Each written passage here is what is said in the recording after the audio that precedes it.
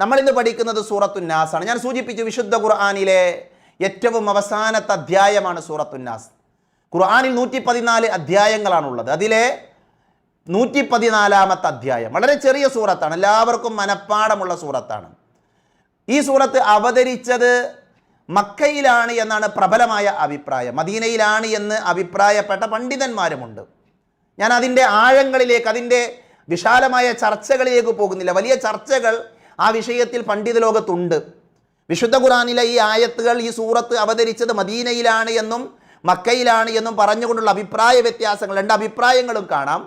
എന്നിരുന്നാലും നമ്മളെ സംബന്ധിച്ചിടത്തോളം പ്രബലമായ അഭിപ്രായം മക്കയിലാണ് എന്നുള്ളതാണ്. അതുകൊണ്ട് അങ്ങനെയാണ് ഞാനും ഈ ക്ലാസ്സിൽ വിശദീകരിക്കാൻ ഉദ്ദേശിക്കുന്നത്. ഈ അധ്യായത്തിൽ 6 ആയത്തുകളാണ് നമുക്ക് പഠിക്കാനുള്ളത്. 6 ആയത്തുകൾ. ഈ സൂറത്തിൻ്റെ പേര് എല്ലാവർക്കും അറിയാവുന്നത് പോലെ സൂറത്തുന്നാസ് എന്നാണ്. എന്തുകൊണ്ടാണ് ഈ അധ്യായത്തിന് സൂറത്തുന്നാസ് എന്ന് പേര് വന്നത്? സൂറത്തുന്നാസ് എന്ന ഈ അധ്യായത്തിന് പേര് വരാൻ കാരണം, ഈ അധ്യായത്തിൽ 5 തവണ ആവർത്തിച്ച് അന്നാസ് എന്ന പ്രയോഗം വന്നിട്ടുണ്ട്. അന്നാസ് എന്ന പ്രയോഗം ആവർത്തിച്ച് വന്നിട്ടുണ്ട്.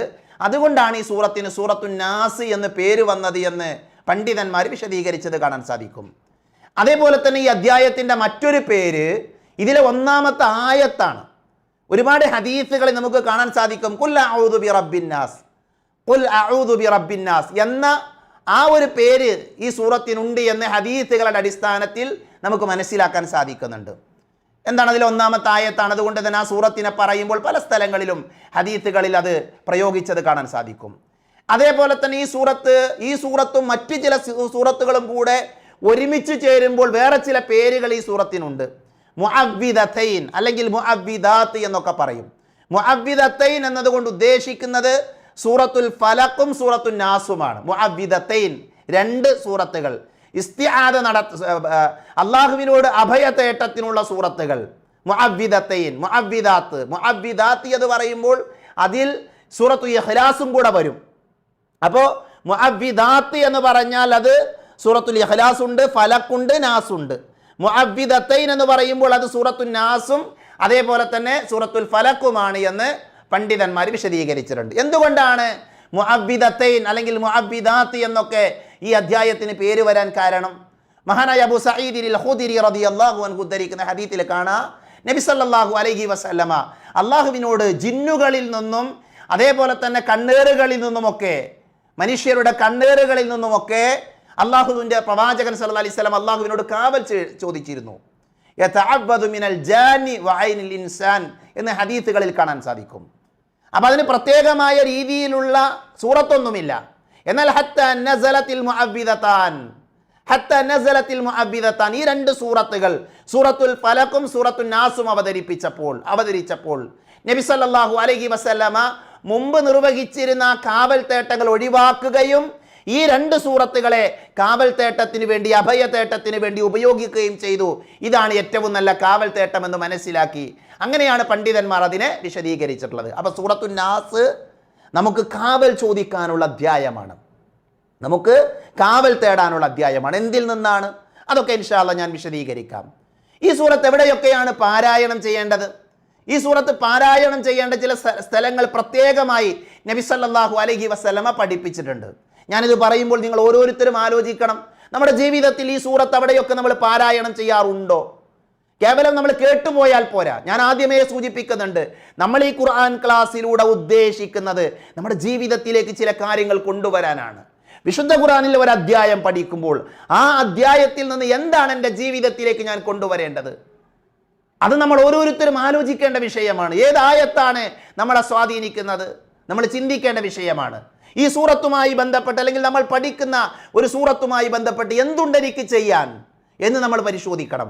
എന്നിട്ട് ചെയ്യാനുള്ള കാര്യങ്ങൾ നമ്മുടെ ജീവിതത്തിലേക്ക് നമ്മൾ കൊണ്ടുവരണമെന്ന് വളരെ സ്നേഹത്തോടെ ഓർമ്മപ്പെടുത്താണ്.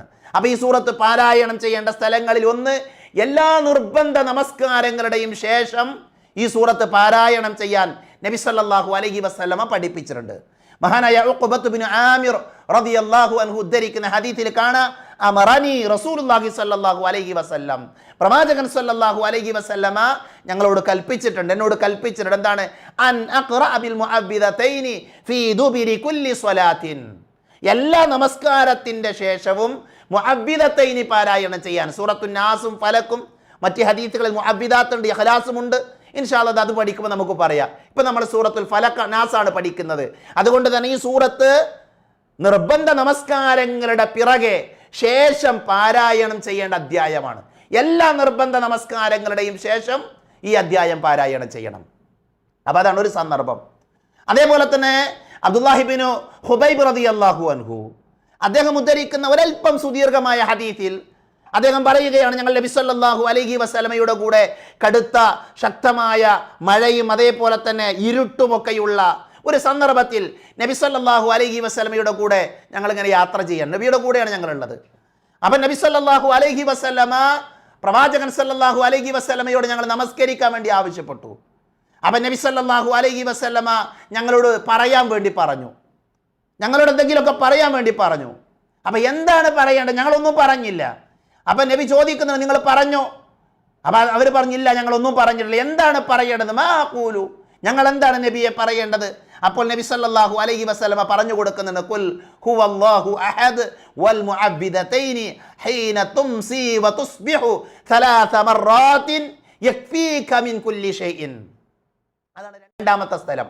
എല്ലാ പ്രഭാതത്തിലും പ്രദോഷത്തിലും ഈ സൂറത്തുൽ നാസും ഫലക്കും ഇഖ്ലാസും 3 തവണ പാരായണം ചെയ്യാൻ നബി സല്ലല്ലാഹു അലൈഹി വസല്ലം പഠിപ്പിച്ചു. 3 തവണ ഓതണം എല്ലാ പ്രഭാതത്തിലും പ്രദോഷത്തിലും, രാവിലെയും വൈകുന്നേരവും. എപ്പോഴാണ് രാവിലെ ഇത് ചൊല്ലേണ്ടത്? സുബഹി നമസ്കാരം കഴിഞ്ഞ് സൂര്യോദയത്തിൻ്റെ മുൻപുള്ള സമയത്താണ് ആ പ്രാർത്ഥന, പ്രഭാത പ്രാർത്ഥന നിർവഹിക്കേണ്ടത് എന്ന് പണ്ഡിതന്മാർ വിശദീകരിച്ചിട്ടുണ്ട്. അതേപോലെ തന്നെ അസ്ർ നമസ്കാരം കഴിഞ്ഞ് സൂര്യൻ അസ്തമിക്കുന്നതിൻ്റെ മുമ്പ് വരെയുള്ള ആ സമയത്തിൻ്റെ ഇടയിലാണ് വൈകുന്നേരമുള്ള പ്രാർത്ഥനകൾ നിർവഹിക്കേണ്ടത് എന്നും പണ്ഡിതന്മാർ പറഞ്ഞിട്ടുണ്ട്. അപ്പോൾ നോക്കൂ, നിങ്ങൾ രാവിലെയും വൈകുന്നേരവും എന്ത് ചെയ്യണം? ഈ സൂറത്ത് പാരായണം ചെയ്യണം. 3 തവണ പാരായണം ചെയ്യണം. അപ്പം നമ്മുടെ ജീവിതത്തിൽ ഇതുണ്ടാകണം. ഇനി ഉറപ്പുവരുത്തണം, ഇതെൻ്റെ ജീവിതത്തിലുണ്ട്, ഞാൻ എന്തായാലും പാരായണം ചെയ്യും എന്ന ഉറപ്പുവരുത്താൻ നമുക്ക് സാധിക്കണം. അതെല്ലാവരും ശ്രദ്ധിക്കണം. അതേപോലെ തന്നെ മറ്റൊരു സന്ദർഭം, നബി സല്ലല്ലാഹു അലൈഹി വസല്ലമയുടെ പത്നി നമ്മുടെ ഉമ്മ ആയിഷ റളിയല്ലാഹു അൻഹ പറയാൻ. എന്താ അവർ പറയുന്നത്? നബി സല്ലല്ലാഹു അലൈഹി വസല്ലമ ഇദാ ആവാ ഇലാ ഫിറാശിഹി കുല്ല ലൈലത്തിൻ ജമഅ കഫൈഹി ഫനഫത ഫീഹിമാ. നബി സല്ലല്ലാഹു അലൈഹി വസല്ലമ എല്ലാ രാത്രികളിലും ഉറങ്ങാൻ വേണ്ടി വിരിപ്പിലേക്ക് വന്നാൽ തൻ്റെ കൈകൾ ചേർത്ത് പിടിച്ച് ആ കൈകളിലേക്ക് ഊതും. എന്നിട്ടോ ആ ഊതിയ കൈകളിലേക്ക് വഖറഅ ഫീഹിമാ ഖുൽ ഹുവല്ലാഹു അഹദ് വഖുൽ അഊദു ബിറബ്ബിൻ നാസ് ഖുൽ അഊദു ബിറബ്ബിൽ ഫലഖ് വഖുൽ അഊദു ബിറബ്ബിൻ നാസ്. ഈ 3 സൂറത്തുകളും ഓതും. നബി ആദ്യം കൈയിലേക്ക് ഊതും, എന്നിട്ട് എന്ത് ചെയ്യും? ഈ 3 സൂറത്തുകളും ഓതും. സുമ്മ മസഹ ബിഹിമാ. എന്നിട്ട് നബി സല്ലല്ലാഹു അലൈഹി വസല്ലമ ആ കൈകൾ കൊണ്ട് സാധിക്കുന്ന മുഴുവൻ ശരീരത്തിൻ്റെ ഭാഗങ്ങളും, മുഖവും അതേപോലെ തന്നെ എല്ലാ ഭാഗങ്ങളും, സാധിക്കുന്ന ഭാഗങ്ങളിലൊക്കെ ശരീരത്തിൻ്റെ എല്ലാ ഭാഗങ്ങളിലും സാധിക്കുന്ന യത്ര നബി സല്ലല്ലാഹു അലൈഹി വസല്ലമ തടവാറുണ്ടായിരുന്നു എന്ന് ആയിഷ റളിയല്ലാഹു അൻഹ ഉദ്ധരിക്കുന്ന ഹദീസിലുണ്ട്. 3 തവണ നബി സല്ലല്ലാഹു അലൈഹി വസല്ലം ഇത് ആവർത്തിച്ചിരുന്നു. അപ്പോൾ നോക്കൂ നിങ്ങൾ, ഒരു പ്രശ്നം, ആദ്യം ഓതണോ? 2 ഹദീസുകളിൽ വന്നിട്ടുണ്ട് എന്നാണ് പഠിക്കുമ്പോൾ അന്വേഷിക്കുമ്പോൾ മനസ്സിലാക്കാൻ സാധിക്കുന്നത്. ചില പണ്ഡിതന്മാർ ആദ്യം ഓതിയതായിട്ട് പറയുന്നുണ്ട്, വേറെ ചില ആളുകൾ ആദ്യം ഊതിയതായിട്ട് പറയുന്നുണ്ട്. എന്തായാലും കുഴപ്പമില്ല. അപ്പോൾ ഉറങ്ങാൻ കിടക്കുന്നതിൻ്റെ മുൻപ് എന്ത് വേണം? നമ്മുടെ കൈകളിലേക്ക് ഊതി ഈ സൂറത്തുകൾ ഓതി നമ്മുടെ ശരീരം തടവണം. മനസ്സിലായില്ല? അപ്പോൾ 3 സ്ഥലങ്ങൾ നമ്മൾ പറഞ്ഞു. 1 നമസ്കാരത്തിൻ്റെ ശേഷം, 2 രാവിലെയും വൈകുന്നേരവും, പ്രഭാതത്തിലും പ്രദോഷത്തിലും, 3 ഉറങ്ങാൻ കിടക്കുമ്പോൾ. ഇനിയോ 4-മതായി മന്ത്രിക്കുവാൻ നബി സല്ലല്ലാഹു അലൈഹി വസല്ലം ഈ സൂറത്ത് പാരായണം ചെയ്തിട്ടുണ്ട്. നമ്മുടെ വീട്ടിലൊരാൾക്ക് രോഗമുണ്ട്, ആ രോഗമുള്ള ആളുടെ സമീപത്ത് വെച്ച് നമുക്ക് എന്ത് ചെയ്യാം? ഇതേപോലെ നമ്മുടെ കൈകളിൽ അത് ഓതി ആ മനുഷ്യൻ്റെ ശരീരത്തിൽ, രോഗിയുടെ ശരീരത്തിൽ എന്ത് ചെയ്യാം? തടവി കൊടുക്കാം. അപ്പം റുഖിയക്ക് വേണ്ടി, മന്ത്രിക്കാൻ വേണ്ടി ഈ സൂറത്ത് പാരായണം ചെയ്യാം. അതേപോലെ തന്നെ വിത്ർ നമസ്കാരത്തിൻ്റെ അവസാനത്തിൽ നമുക്കറിയാം, രാത്രി നമസ്കാരത്തിലെ അവസാനത്തെ 3 റക്അത്തുകളിൽ സൂറത്തുൽ അലയാണ് 1-ാമത്തെ റക്അത്തിൽ, 2-ാമത്തെ റക്അത്തിൽ സൂറത്തുൽ കാഫിറൂനാണ്, 3-ാമത്തെ റക്അത്തിൽ സൂറത്തു ഇഖ്ലാസും ഫലക്കും നാസും ഒക്കെ ഓതിയതായിക്കൊണ്ട് ഹദീസുകൾ നമുക്ക് വായിക്കാൻ സാധിക്കും. അപ്പം അത്തരം സന്ദർഭങ്ങളിലെല്ലാം ഈ സൂറത്ത് പാരായണം ചെയ്യാവുന്നതാണ് എന്ന് പണ്ഡിതന്മാർ പഠിപ്പിച്ചിട്ടുണ്ട്. ഇതിൽ ചിലതൊക്കെ ആളുകൾക്ക് അറിയുന്നതാണ്, പക്ഷേ ഇതെത്രമാത്രം നമ്മുടെ ജീവിതത്തിലുണ്ട് എന്ന് നമ്മൾ ഓരോരുത്തരും പരിശോധിക്കുക. ഇനി നമുക്ക് ഈ സൂറത്തിലേക്ക് പ്രവേശിക്കാം. സൂറത്തിലെ ആദ്യത്തെ 3 ആയത്തുകൾ ആദ്യം നമ്മൾ അതാണ് മനസ്സിലാക്കുന്നത്. എന്താണ് ഖുൽ അഊദു ബിറബ്ബിന്നാസ്, ഖുൽ അഊദു ബിറബ്ബിന്നാസ്. എല്ലാവരും അത് കൃത്യമായി പഠിക്കേണ്ട ആയത്തുകളാണ്. ഖുൽ നബിയെ പറയണം, അല്ലെങ്കിൽ ഖുൽ പറയുക, അഊദു ഞാൻ കാവൽ ചോദിക്കുന്നു, രക്ഷ തേടുന്നു, അഭയം തേടുന്നു. ആരോട്? ബിറബ്ബിന്നാസ്, മനുഷ്യരുടെ രക്ഷിതാവിനോട്. മനുഷ്യരുടെ രക്ഷിതാവിനോട് ഞാൻ രക്ഷ ചോദിക്കുന്നു, കാവൽ തേടുന്നു, ശരണം തേടുന്നു. എങ്ങനെയുള്ളവനാണ്? മലിക്കിന്നാസ് ആണവൻ. മലിക്കിന്നാസ്, മനുഷ്യരുടെ രാജാവിനോട്. മലിക്ക് രാജാവ്, മലിക്ക് രാജാവ്, നാസ് ജനങ്ങൾ. റബ്ബ് നമുക്കറിയാം. നമ്മൾ കഴിഞ്ഞ ക്ലാസ്സിൽ സൂറത്തുൽ ഫാത്തിഹയിൽ ഒരു ക്ലാസ് തന്നെ റബ്ബ് എന്ന വിഷയത്തിൽ നമ്മൾ എടുത്തിട്ടുണ്ട്. അതുകൊണ്ട് ഞാൻ വിശദീകരിക്കുന്നില്ല. അഊദു നമ്മൾ ആദ്യം പഠിച്ച ഇസ്തിആദയും ബസ്മലയും. അഊദു ഞാൻ കാവൽ ചോദിക്കുന്നു, രക്ഷ തേടുന്നു. ഖുൽ പറയുക, ഖുൽ നീ പറയുക എന്നാണ്. നബിയെ നീ പറയുക. ഖുൽ അഊദു ഞാൻ എന്ത് ചെയ്യുന്നു? രക്ഷ തേടുന്നു. നബിയെ പറയുക, അഊദു ബിറബ്ബിന്നാസ് ഞാൻ എൻ്റെ റബ്ബിനോട് രക്ഷ ചോദിക്കുന്നു, കാവൽ തേടുന്നു. എങ്ങനെയുള്ളവനാണ് റബ്ബ്? മലിക്കിന്നാസ്, മലിക്കാണ്, രാജാവാണ്. മലിക്കിന്നാസ് എന്ന് ഓതാറുണ്ട് ചില ആളുകൾ. മലിക്കിന്നാസ്, അവിടെ ശ്രദ്ധില്ല. മലിക്കിന്നാസ്. ഇൻഷാ അല്ലാഹ് ഈ ക്ലാസ്സിൻ്റെ ഈ സൂറത്തിൻ്റെയും പിന്നെ ഭാഗം എങ്ങനെയാണ് ഓതേണ്ടത് എന്ന് ഞാൻ നേരത്തെ സൂചിപ്പിച്ച നമ്മുടെ സഹോദരൻ നമുക്ക് വേണ്ടി ക്ലാസ് എടുത്ത് തന്നിട്ടുണ്ട്. ഞാൻ ഇൻഷാ അല്ലാഹ് ഈ ക്ലാസ്സിന് ശേഷം നമ്മുടെ ഗ്രൂപ്പിൽ അത് പോസ്റ്റ് ചെയ്യാം, അപ്പോൾ നിങ്ങൾക്കത് കേൾക്കാം. ഇലാഹിന്നാസ്, ഇലാഹിന്നാസ് മനുഷ്യരുടെ ആരാധ്യനോട്, മനുഷ്യരുടെ ദൈവത്തോട്, മനുഷ്യരുടെ ഇലാഹിനോട്. അപ്പൊ നോക്കൂ നിങ്ങൾ, ഞാൻ അള്ളാഹുവിനോട് എന്ത് ചെയ്യാണ്? രക്ഷ ചോദിക്കാണ്. നബിയെ പറയണം, ഞാൻ അള്ളാഹുവിനോട് ശരണം തേടുന്നു. മനുഷ്യരുടെ രാജാവിനോട്, അതേപോലെ തന്നെ മനുഷ്യരുടെ ഇലാഹിനോട്, മനുഷ്യരുടെ രാജാവിനോട്, ഇലാഹിനോട്. മനസ്സിലായില്ല? ഖുൽ നബിയെ പറയുക, അഊദു ഞാൻ എന്ത് ചെയ്യുന്നു? ശരണം തേടുന്നു. ബിറബ്ബിന്നാസ് മനുഷ്യരുടെ രക്ഷിതാവിനോട്. മലിക്കിന്നാസ് മനുഷ്യരുടെ രാജാവായ. അതേപോലെ തന്നെ ഇലാഹിന്നാസ് മനുഷ്യരുടെ ഇലാഹായ, മനുഷ്യരുടെ ഇലാഹായ, മനുഷ്യരുടെ രാജാവായ, മനുഷ്യരുടെ റബ്ബായ അള്ളാഹുവിനോട് ഞാൻ എന്ത് ചെയ്യുന്നു? കാവൽ ചോദിക്കുന്നു, അഭയം തേടുന്നു, രക്ഷ ചോദിക്കുന്നു. അടുത്ത ആയത്ത് എന്താ? അടുത്ത ആയത്ത് മിൻ ശർരിൽ വസ്വാസിൽ ഖന്നാസ്, മിൻ ശർരിൽ വസ്വാസിൽ ഖന്നാസ് അല്ലദീ യുവസ്വിസു ഫീ സുദൂരിന്നാസ് മിനൽ ജിന്നതി വന്നാസ്. ഈ ആയത്തുകളാണ് നമുക്ക് കൂടുതൽ വിശദീകരിക്കാനുള്ളത്, നമുക്ക് മനസ്സിലാക്കാനുള്ളത് ഈ ആയത്തുകളാണ്. മുകളിൽ പറഞ്ഞതൊക്കെ നമുക്കറിയാം. ആ മൂന്ന് കാര്യങ്ങൾ എടുത്തു നോക്കൂ നിങ്ങൾ. അത് അള്ളാഹുവിൻ്റെ 3 വിശേഷണങ്ങളാണ്. അള്ളാഹുവിൻ്റെ 3 വിശേഷണങ്ങളാണ് ഇത്. ആദ്യം പറഞ്ഞ മനുഷ്യരുടെ റബ്ബ്, അതേപോലെ ജനങ്ങളുടെ രാജാവ്, ജനങ്ങളുടെ ആരാധ്യൻ. ഇത് 3 അള്ളാഹുവിൻ്റെ വിശേഷണങ്ങളാണ്. ഇത് നമുക്കറിയാവുന്ന കാര്യങ്ങളാണ്. അതുകൊണ്ട് അതിലേക്ക് ഞാൻ പ്രവേശിക്കുന്നില്ല. പിന്നെ അതിലുള്ളൊരു വിഷയം എന്താ? എങ്ങനെയാണ് ഈ സൂറത്ത് തുടങ്ങുന്നത്? ഖുൽ, ഖുൽ എന്ന് പറഞ്ഞിട്ടാണ് അല്ലേ? നബിയെ പറയുക, ഖുൽ നീ പറയുക. വിശുദ്ധ ഖുർആനിൽ ഖുൽ എന്ന് തുടങ്ങുന്ന 5 അധ്യായങ്ങളുണ്ട്. 5 അധ്യായങ്ങൾ ആരുടെയെങ്കിലും മനസ്സിൽ വരുന്നുണ്ടോ? ഒന്ന് ആലോചിച്ച് നോക്കി. ഏതാണ് ആ 5 അധ്യായങ്ങൾ? ഞാൻ പറയാം. ആരും ഇവിടെ മൈക്കൊന്നും ഓപ്പൺ അല്ല, അതുകൊണ്ട് ആരും പറയൊന്നും വേണ്ട. പക്ഷെ ഞാൻ പറയാൻ പോകുന്ന അധ്യായങ്ങൾ നിങ്ങളുടെ മനസ്സിലുണ്ടോ എന്ന് ആലോചിക്കുക. ഒന്നാമത് ഏതാ? ഒന്നാമത് സൂറത്തു ജിന്നാണ്. സൂറത്തു ജിന്ന് അല്ലേ? സൂറത്തു ജിന്ന് തുടങ്ങുന്നത് എങ്ങനെയാ? ഖുൽ ഊഹിയ ഇലയ്യ അന്നഹു ഇസ്തമഅ നഫറുൻ മിനൽ ജിന്നി എന്ന് തുടങ്ങുന്ന സൂറത്തുൽ ജിന്ന്. അത് ഖുൽ എന്ന് പറഞ്ഞാ തുടങ്ങുന്നത്. രണ്ടാമത്തേത് ഏതാ? സൂറത്തുൽ കാഫിറൂൻ. ഖുൽ നബിയെ പറയണം, യാ അയ്യുഹൽ കാഫിറൂൻ, അല്ലയോ കാഫിറുകളായ ആളുകളെ. അതാണ് രണ്ടാമത്തത്. മൂന്നാമത്തതോ? മൂന്നാമത്തതും നാലാമത്തതും അഞ്ചാമത്തതും അവസാനത്തെ അധ്യായങ്ങളാണ്. ഖുൽ ഹുവല്ലാഹു അഹദ്, ഖുൽ അഊദു ബിറബ്ബിൽ ഫലഖ്, ഖുൽ അഊദു ബിറബ്ബിന്നാസ്. ഈ 5 അധ്യായങ്ങൾ ഖുൽ എന്ന് പറഞ്ഞുകൊണ്ടാണ് വിശുദ്ധ ഖുർആനിൽ ആരംഭിക്കുന്നത്. ഞാൻ വെറുതെ അതിൻ്റെ ഒരു ഖുർആനിൻ്റെ ഒരു ഭംഗിക്ക് വേണ്ടി, ഒരു അലങ്കാരത്തിന് വേണ്ടി സൂചിപ്പിച്ചു എന്ന് മാത്രം. അപ്പൊ ഖുൽ എന്ന് പറഞ്ഞുകൊണ്ട് തുടങ്ങുന്ന അധ്യായങ്ങൾ ഖുർആനിൽ എത്ര ഉണ്ട്? 5 ഉണ്ട്. അത് ഏതൊക്കെയാണ്? ജിന്നാണ്, സൂറത്തു ജിന്നാണ്, കാഫിറൂനാണ്, ഇഖ്ലാസാണ്, ഫലഖാണ്, നാസാണ്. അത് മനസ്സിലാക്കി വെക്കുക, പഠിച്ചു വെക്കുക. ആദ്യത്തെ 3 ആയത്തുകൾ ഞാൻ പറഞ്ഞ അള്ളാഹുവിൻ്റെ വിശേഷണങ്ങളാണ്. എന്നാൽ അടുത്ത ആയത്തുകളിൽ നമുക്ക് ചിലത് പഠിക്കാനാണ്. എന്താണ്? മിൻ ശർരിൽ വസ്വാസിൽ ഖന്നാസ്, മിൻ ശർരിൽ വസ്വാസിൽ ഖന്നാസ്. ദുർബോധനം നടത്തി പിന്മാറിക്കളയുന്നവരെ കൊണ്ടുള്ള കെടുതിയിൽ നിന്ന്. ദുർബോധനം നടത്തി മിൻ ശർരി, ഷർറിൽ നിന്ന്. ഷർ എന്ന് പറഞ്ഞ തിന്മ എന്നാണ് അർത്ഥം. ഷർറ് ഖൈറിന്റെ ഓപ്പോസിറ്റ്. ഖൈർ നന്മയാണ്, അതിൻ്റെ ഓപ്പോസിറ്റാണ് ഷർ, തിന്മ അല്ലേ? മിൻ ശർരി, ഷർറിൽ നിന്ന്, ഷർറിൽ നിന്ന്, തിന്മയിൽ നിന്ന്. എങ്ങനെയുള്ള വസ്വാസിൽ ഖന്നാസ്. ഖന്നാസ് എന്ന് പറഞ്ഞാൽ പിന്മാറിക്കളയ. വസ്വാസി എന്ന് പറഞ്ഞാലോ, വസ്വാസി എന്ന് പറഞ്ഞാൽ ദുർബോധനം നടത്തുക. അപ്പൊ ദുർബോധനം നടത്തി പിന്മാറിക്കളയുന്നവന്റെ കെടുതിയിൽ നിന്ന്, പ്രയാസത്തിൽ നിന്ന് അള്ളാഹുവിനോട് ഞാൻ എന്ത് ചെയ്യുന്നു? രക്ഷ ചോദിക്കുന്നു. മനസ്സിലായോ? എന്താണ് ഇതുകൊണ്ട് ഉദ്ദേശിക്കുന്നത്? മഹാനായ ഇബ്നു അബ്ബാസ് റളിയല്ലാഹു അൻഹുവിന്റെ വിശദീകരണം ഉണ്ട്. മുഫസ്സിറുകളൊക്കെ പറഞ്ഞു വൽ വസ്വാസിൽ ഖന്നാസ് സിഫത്തു ശൈത്വാൻ. അതെന്താ? പിശാചിന്റെ വിശേഷണാണ്. വസ്വാസിൽ ഖന്നാസ്, ദുർമന്ത്രണം നടത്തി പിന്തിരിയുക എന്നുള്ളത് ആരുടെ വിശേഷണ? ശൈത്താന്റെ വിശേഷണാണ്. മനസ്സിലായില്ലേ? മുഫസ്സിറുകൾ അങ്ങനെയാണ് രേഖപ്പെടുത്തിയത്.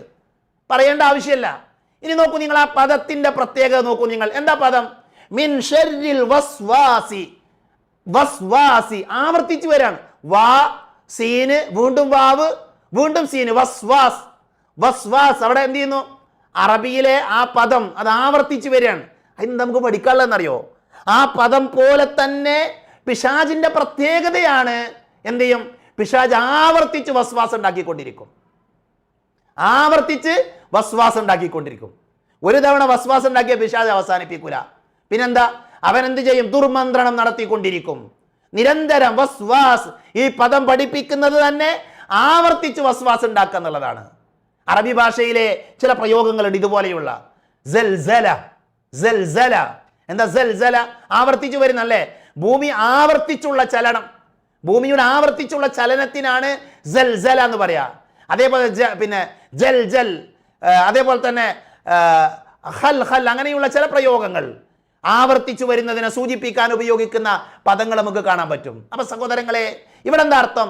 വസ്വാസി എന്ന് പറഞ്ഞാൽ ദുർമന്ത്രണം നടത്തുക. ദുർമന്ത്രണം നടത്തുന്ന എങ്ങനെയാ? ആവർത്തിച്ച് എന്ത് ചെയ്യും? അവൻ ദുർമന്ത്രണം നടത്തും. പിശാചിന് മടുപ്പില്ല എന്നുള്ളതാണ് നമ്മൾ മനസ്സിലാക്കേണ്ട പോയിന്റ്. അതാണ്, പിശാചിന് ദുർമന്ത്രണം നടത്തുന്നതിന് എന്തില്ല? മടുപ്പില്ല.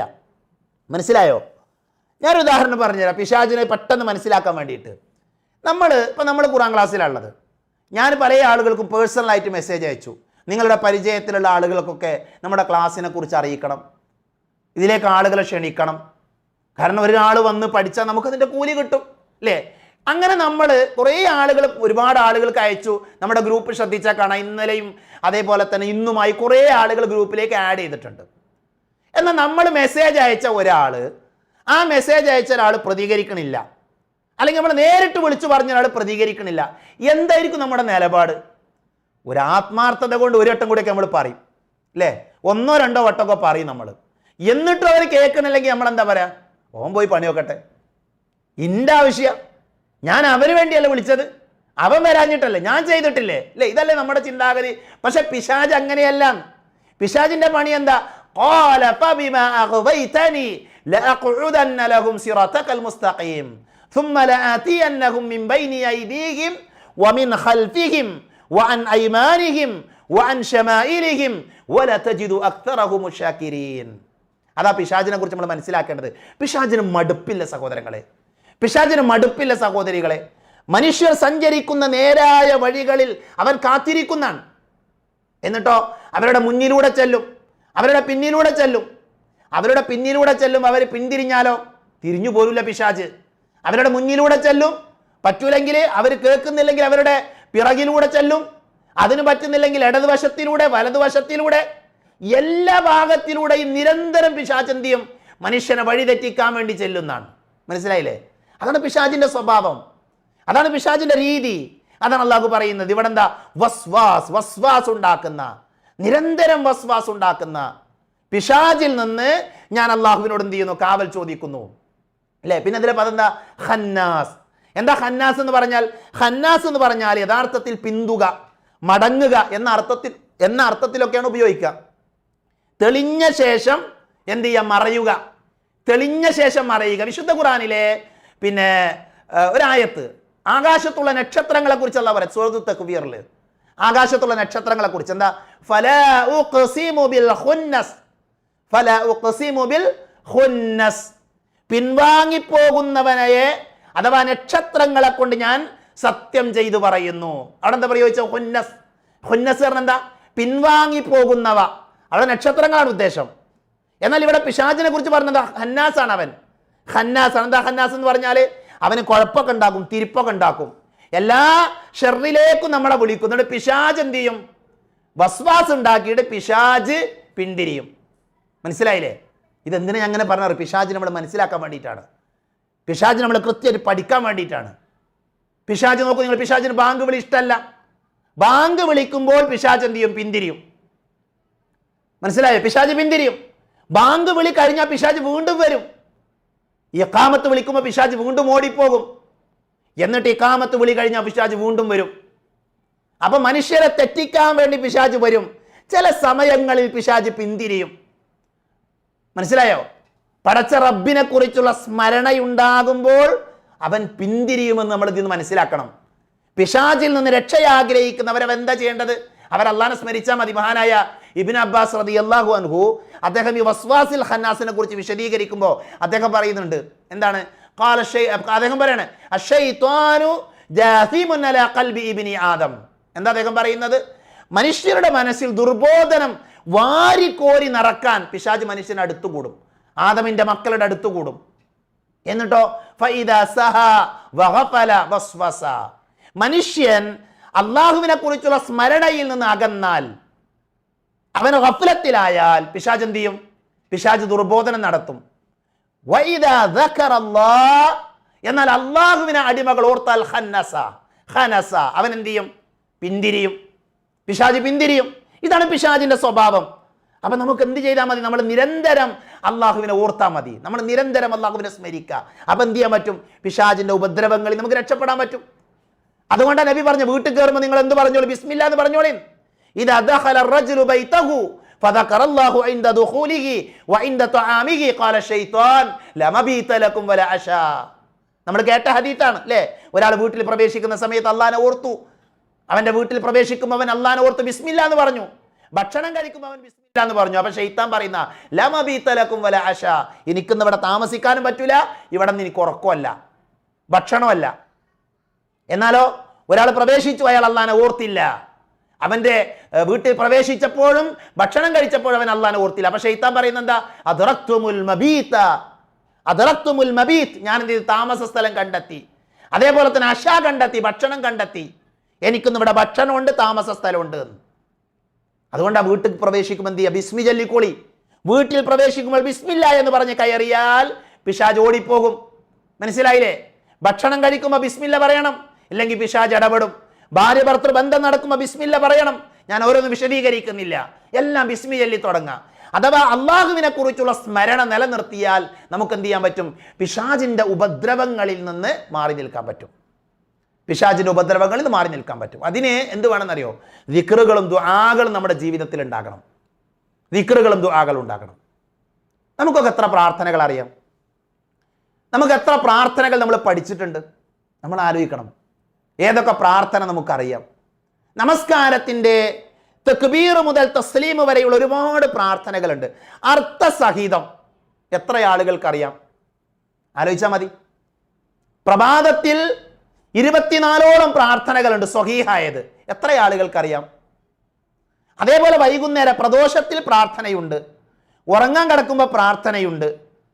ഓരോ സന്ദർഭങ്ങളിലും നബി സല്ലല്ലാഹു അലൈഹി വസല്ലം പ്രാർത്ഥനകൾ പഠിപ്പിച്ചിട്ടുണ്ട്. ഈ പ്രാർത്ഥനകൾ, ദിക്റുകൾ, ദുആകൾ പൈശാചികമായ ഷർറുകളിൽ നിന്ന് നമ്മളെ രക്ഷപ്പെടുത്തും.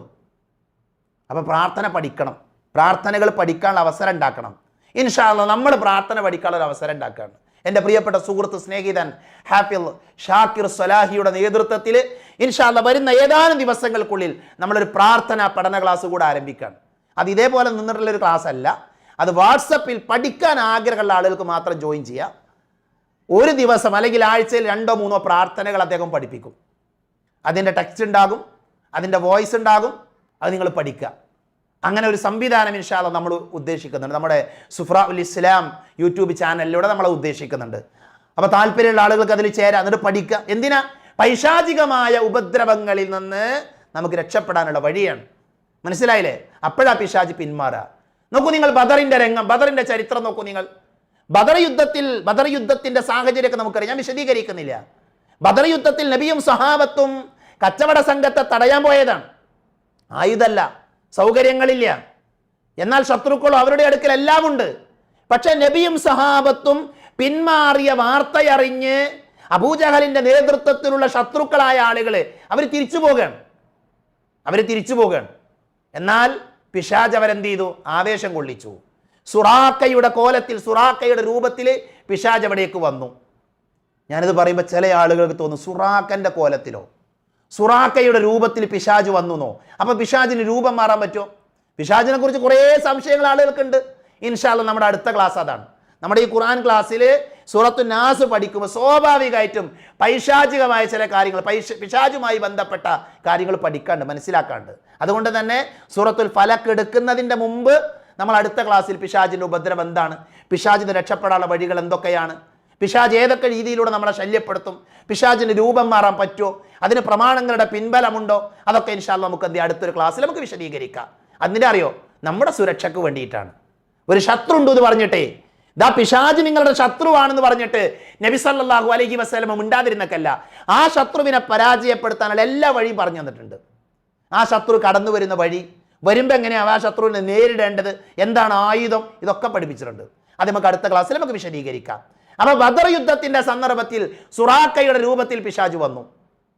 മുശ്രിക്കുകൾ എന്ത് ചെയ്തു? ആവേശം കൊള്ളിച്ചു. തിരിച്ചു പോണ്ട, അവരെ നിങ്ങൾ എന്ത് ചെയ്യണം? തോൽപ്പിക്കണം. അല്ലേ? വിശുദ്ധ ഖുർആൻ അല്ലാഹു പറയാ, ഇന്ന് ജനങ്ങളുടെ കൂട്ടത്തിൽ അവരുടെ പ്രവർത്തികളെയൊക്കെ പിശാച് എന്ത് ചെയ്യും? അവർക്ക് അവരുടെ ചെയ്തികളൊക്കെ ഭംഗിയായി തോന്നിച്ചു. എന്നിട്ട് അവരോട് പറയുന്നുണ്ട്, ഇന്നത്തെ ദിവസം നിങ്ങളെ അതിജയിക്കാൻ ആരും തന്നെ അല്ല, നിങ്ങളെ തോൽപ്പിക്കാൻ ആർക്കും പറ്റൂല. ഞാൻ നിങ്ങളുടെ സംരക്ഷകനായിരിക്കും, ഞാൻ നിങ്ങളുടെ കൂടെ ഉണ്ടാകും എന്നൊക്കെ പറഞ്ഞ് പിശാച് അവരെന്ത് ചെയ്തു? ആവേശം കൊള്ളിച്ചു. അങ്ങനെ രണ്ട് സൈന്യങ്ങളും തമ്മിൽ കണ്ടുമുട്ടിയപ്പോൾ അതാണ് ഖന്നസ. എന്താണ്? രണ്ട് വിഭാഗങ്ങൾ കൂടി കണ്ടുമുട്ടിയ സന്ദർഭത്തിൽ പിശാച് എന്ത് ചെയ്തു? പിന്തിരിയാൻ തുടങ്ങി, ബാക്ക് പോകാൻ തുടങ്ങി. വഖാല ഇന്നി ബരീഉം മിൻകും, ഞാന് എന്തല്ല, രണ്ട് സംഘങ്ങൾ തമ്മിൽ കണ്ടുമുട്ടിയ പിശാച് പറയാണ്, എന്താ പറഞ്ഞ വാചകം? പിന്നെ ഞാൻ എന്തല്ല, എനിക്ക് നിങ്ങളുമായിക്കൊണ്ട് യാതൊരു ബന്ധമല്ല, നിങ്ങളുമായിക്കൊണ്ട് എനിക്ക് യാതൊരു ബന്ധമല്ല. വഖാല ഇന്നി ബരീഉം മിൻകും ഇന്നി അറാ മാ ലാ തറൗൻ, നിങ്ങൾ കാണാത്ത ചിലത് ഞാൻ കാണുന്നുണ്ട് എന്ന് പിശാച് പറഞ്ഞു. എന്താ പിശാച് കണ്ടത്? പിശാച് ബദറിൽ മുസ്ലിങ്ങളുടെ കൂടെ മലക്കുകൾ ഇറങ്ങണ കണ്ടു. മനസ്സിലായില്ലേ? മലക്കുകൾ ഇറങ്ങണ കണ്ടു. അപ്പൊ പിശാച് പിന്തിരിയാണ്. ഇതാണ് പിശാചിന്റെ സ്വഭാവം. എല്ലാ കുഴിയിലേക്കും നമ്മളെ ചാടിക്കും, എല്ലാ തെറ്റിലേക്കും നമ്മളെ കൊണ്ടുപോകും. എന്നിട്ട് എന്ത് ചെയ്യും? പിശാച് പിന്തിരിയും. ബർസീസിന്റെ ചരിത്രം ഞാൻ പറഞ്ഞിട്ടുണ്ട്. സൂറത്തുൽ ഹശറിലെ അവസാനത്തെ ആയത്ത് വിശദീകരിച്ചാണ്ട് ഒരു ക്ലാസ്സിൽ ബർസീസ എന്ന് പറയുന്ന ആബിദായിരുന്ന മനുഷ്യനെ പിശാച് വഴിതെറ്റിച്ച ചരിത്രം നമ്മൾ വിശദീകരിച്ച് ഞാൻ പറയുന്നില്ല. അവസാനം വരെ പിശാച് ഉണ്ടാകും, എന്നിട്ട് പിശാച് എന്ത് പിന്തിരിയും. പിശാചിന്റെ പണി ഏതാണ്? നമ്മൾ നരകത്തിലേക്ക് എത്തിക്കണം. എന്നിട്ട് നോക്കൂ, നിങ്ങൾ അല്ലാഹു അടുത്ത ആയത്തിൽ പറയുന്ന അല്ലദീ യുവസ്വിസു ഫീ സുദൂരിന്നാസ്, എവിടെയാ പിശാച് വസ്വാസ് ഉണ്ടാക്കുക, നിരന്തരം ദുർബോധനം നടത്തുന്നത്? യുവസ്വിസു ഫീ സുദൂരിന്നാസ്, സുദൂറാണ്, ഹൃദയങ്ങളിലാണ്, നെഞ്ചകങ്ങളിൽ, മനുഷ്യരുടെ ഹൃദയങ്ങളിൽ നിരന്തരം വസ്വാസ് ഉണ്ടാക്കും പിശാച്. അപ്പോ അങ്ങനെ മനുഷ്യരുടെ ഹൃദയങ്ങളിൽ വസ്വാസ് ഉണ്ടാക്കുന്ന, ദുർബോധനം നടത്തി പിന്തിരിഞ്ഞു കളയുന്ന, ജനങ്ങളുടെ രക്ഷിതാവായ, ജനങ്ങളുടെ രാജാവായ, ജനങ്ങളുടെ ആരാധ്യനായ അള്ളാഹുവിനോട് ഞാൻ കാവൽ ചോദിക്കുന്നു, രക്ഷ ചോദിക്കുന്നു എന്നാണ് ഈ സൂറത്ത്. മിനൽ ജിന്നതി വന്നാസ്, മനുഷ്യരിലും അതേപോലെ തന്നെ ജിന്നിലും പെട്ട, മനുഷ്യരിലും ജിന്നിലും പെട്ട, മനുഷ്യരുടെ ഹൃദയങ്ങളിൽ ദുർബോധനം നടത്തി പിന്തിരിഞ്ഞ് മാറുന്ന, പിന്തിരിഞ്ഞു കളയുന്ന, മനുഷ്യരുടെ ഇലാഹായ, മനുഷ്യരുടെ രാജാവായ, മനുഷ്യരുടെ റബ്ബായ അള്ളാഹുവിനോട് ഞാൻ കാവൽ ചോദിക്കുന്നു.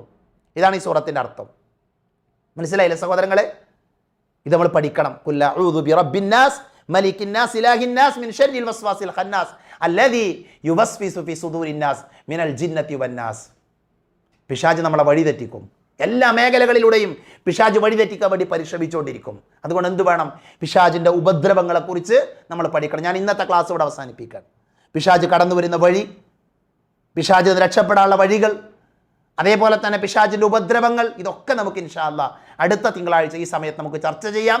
നമ്മുടെ ഈ തഫ്സീർ ക്ലാസ്സിൽ ഈ മുഅവ്വിദാത്ത് പഠിക്കുമ്പോൾ, അല്ലെങ്കിൽ മുഅവ്വിദത്തൈനി പഠിക്കുമ്പോൾ ഉറപ്പായിട്ട് നമ്മൾ മനസ്സിലാക്കേണ്ട വിഷയമാണ് പിശാച്.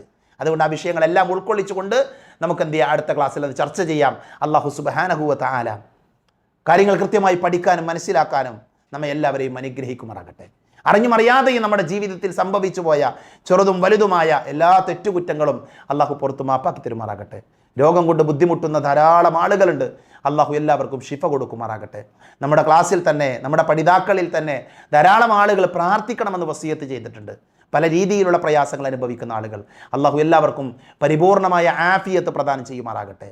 മക്കളില്ലാതെ ബുദ്ധിമുട്ടുന്ന ആളുകളുണ്ട്, സന്താനങ്ങളില്ലാതെ പ്രയാസം അനുഭവിക്കുന്ന ആളുകളുണ്ട്. അള്ളാഹു സുബ്ഹാനഹു വ തആല എല്ലാവർക്കും സ്വാലിഹായ സന്താനങ്ങളെ നൽകി അനുഗ്രഹിക്കുമാറാകട്ടെ. അല്ലാഹുമ്മ ഗഫിർ ലിൽ മുഅ്മിനീന വൽ മുഅ്മിനാത്ത് വൽ മുസ്ലിമീന വൽ മുസ്ലിമാത്ത് അൽഅഹ്യാഅ മിൻഹും വൽ അംവാത്ത്. അല്ലാഹുമ്മ അജ്രിനാ മിനൻ നാർ, അല്ലാഹുമ്മ അജ്രിനാ മിനൻ നാർ. റബ്ബനാ ആതിനാ ഫിദ് ദുനിയ ഹസന وفي الآخرة حسنة وقنا عذاب النار. ربنا تقبل منا إنك أنت السميع العليم. آمين آمين برحمتك يا أرحم الراحمين. وآخر دعوانا أن الحمد لله رب العالمين. السلام عليكم ورحمة الله وبركاته.